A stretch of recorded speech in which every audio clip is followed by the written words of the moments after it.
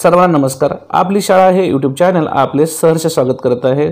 महाराष्ट्र शासनाच्या शालेय शिक्षण व क्रीडा विभाग यांचा दिनांक 5 मार्च 2025 रोजीच्या शासन निर्णयान्वये राज्यामधील विद्यार्थ्यांमध्ये पायाभूत साक्षरता व संख्याज्ञान कौशल्य विकसित करण्यासाठी राज्यात निपुण महाराष्ट्र अभियान अंतर्गत कृती कार्यक्रम राबविला जात आहे।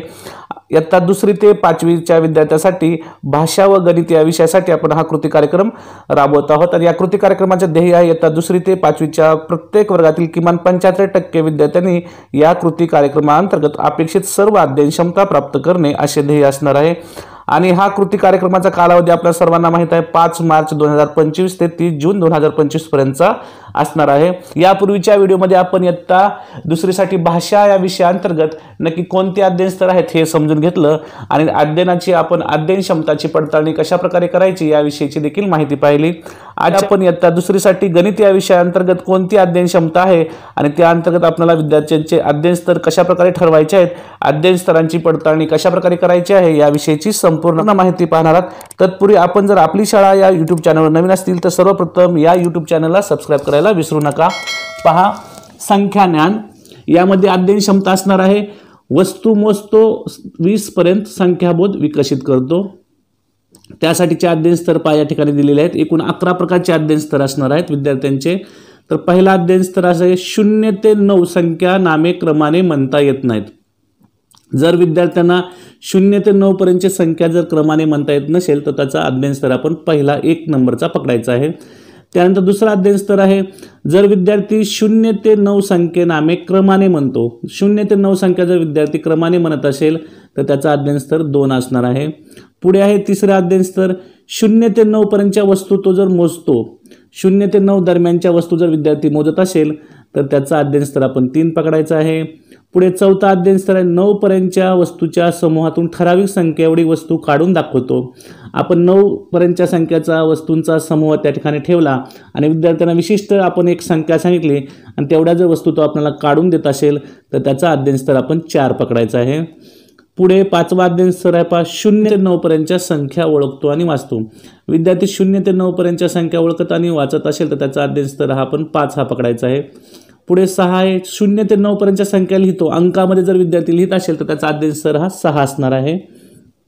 पुढे 7 10 ते 20 संख्या नामे क्रमाने म्हणतो। आता 10 पासून 20 पर्यंतच्या संख्या जर क्रमाने विद्यार्थी म्हणत असेल तर तो अध्ययन स्तर 7 मध्ये असणार आहे। पुढे 8 10 ते 20 पर्यंतच्या वस्तू मोजतो। विद्यार्थी 10 ते 20 पर्यंतच्या जर वस्तू मोजत असेल तर त्याचा आपण अध्ययन स्तर हा 8 पकडायचा आहे। पुढे 9 20 पर्यंतच्या वस्तूच्या समूहातून ठराविक संख्या एवढी वस्तू काढून दाखवतो। आता 20 पर्यंतच्या वस्तूचा जर आपण समूह घेतला आणि त्यातली एखादी ठराविक संख्या सांगून विद्यार्थी जर त्या वस्तू आपल्याला दाखवत असेल तर त्याचा 9 हा आपण अध्ययन स्तर हा पकडायचा आहे। पुढे 10 ते 20 पर्यंतच्या संख्या ओळखतो आणि वाचतो। जर विद्यार्थी 10 ते 20 पर्यंतच्या संख्या ओळखत आणि वाचत असेल तर त्याचा अध्ययन स्तर हा 10 असणार आहे। 11 आहे 10 ते 20 पर्यंतच्या संख्या लिहितो अंकामध्ये। जर विद्यार्थी 10 पासून 20 पर्यंतच्या संख्या अंकात लिहित असेल तर त्याचा अध्ययन स्तर हा 11 येणार आहे। तर अशा प्रकारे आज आपण गणित या विषयातील संख्या ज्ञान या अंतर्गत वस्तू मोजतो व 20 पर्यंतच्या संख्याबोध विकसित करतो ही जी 2री साठी अध्ययन क्षमता आहे त्या अंतर्गत आपल्याला एकूण ह्या 11 अध्ययन स्तर विद्यार्थ्यांचे ठरवायचे आहेत। पहा, संख्यावरील क्रिया या कौशल्याअंतर्गत इयत्ता 2री साठी अध्ययन क्षमता दिलेली आहे। दैनंदिन जीवनात 9 पर्यंतच्या संख्याची बेरीज व वजाबाकीची क्रिया करतो, पण उत्तर येणार आहे 18 उत्तर येईपर्यंत अशी जर संख्यांची बेरीज आणि वजाबाकी विद्यार्थी करत असेल तर त्यासाठी काही अध्ययन स्तर दिलेले आहेत। आता अध्ययन स्तर आपण पाहूया। पहिला अध्ययन स्तर आहे 0 ते 4 पर्यंतच्या संख्यांची मूर्त वस्तूचा वापर करून बेरीज करता येत नाही। जर विद्यार्थ्याला वस्तूच्या मदतीने देखील 0 ते 4 पर्यंतच्या संख्याची बेरीज करता येत नसेल तर त्याचा अध्ययन स्तर हा पहिला असणार आहे। पुढे दुसरा आहे 0 ते 4 पर्यंतच्या संख्यांची मूर्त वस्तूचा वापर करून बेरीज करतो। वस्तूच्या मदतीने जर 0 ते 4 पर्यंतच्या संख्येचे विद्यार्थी बेरीज करू शकत असेल तर त्याचा अध्ययन स्तर आपण 2 पकडायचा आहे। पुढे 3 0 ते 4 पर्यंतच्या संख्याची बेरजेचे चिन्ह वापरून बेरीज करतो। आता 0 ते 4 पर्यंतच्या संख्या आहेत यांचे बेरजेच्या स्वरूपात मांडणी करून जर विद्यार्थी बेरीज करत असेल तर त्याचा अध्ययन स्तर हा 3 असणार आहे। पुढे चौथा अध्ययन स्तर आहे 0 ते 4 पर्यंतच्या संख्येचा वापर दैनंदिन परिस्थितीमध्ये करून बेरजेची शाब्दिक उदाहरणे जर विद्यार्थी सोडवत असेल तर त्याचा अध्ययन स्तर हा 4 असणार आहे. 5 आहे 0 ते 9 पर्यंतच्या संख्यांची मूर्त वस्तूचा वापर करून बेरजेची उदाहरणे सोडवतो. जर विद्यार्थी 0 ते 9 पर्यंतच्या संख्येची बेरीज वस्तूंच्या मदतीने करत असेल तर त्याचा अध्ययन स्तर हा 5 असणार आहे. पुढे 6वा अध्ययन स्तर आहे 0 ते 9 पर्यंतच्या संख्यांची बेरजेचे चिन्ह वापरून जर तो बेरीज करत असेल तर त्याचा अध्ययन स्तर आपण 6 पकडायचा आहे. पुढे 7 0 ते 9 पर्यंतच्या संख्यांचा वापर दैनंदिन परिस्थितीमध्ये करून बेरजेची शाब्दिक उदाहरणे सोडवितो. तर विद्यार्थी 0 ते 9 पर्यंतच्या संख्येचा वापर करून शाब्दिक उदाहरणे जर सोडवत असेल बेरजेची तर त्याचा अध्ययन स्तर हा 7 असणार आहे. पुढे पाहूया 8वा अध्ययन स्तर 0 ते 4 पर्यंतच्या संख्यांची मूर्त वस्तूचा वापर करून वजाबाकीची उदाहरणे जर सोडवत असेल तर त्याचा अध्ययन स्तर या ठिकाणी असणार आहे 8. वस्तूच्या मदतीने जर विद्यार्थी वजाबाकी करत असेल. पुढे 0 ते 4 पर्यंतच्या संख्याच्या वजाबाकीचे चिन्ह वापरून वजाबाकी करतो असं जर विद्यार्थी करत असेल तर त्याचा अध्ययन स्तर आपण 9 पकडायचा आहे. त्यानंतर पुढे 10 0 ते 4 पर्यंतच्या संख्यांचा वापर दैनंदिन परिस्थितीमध्ये करून वजाबाकीची शाब्दिक उदाहरणे सोडवतो.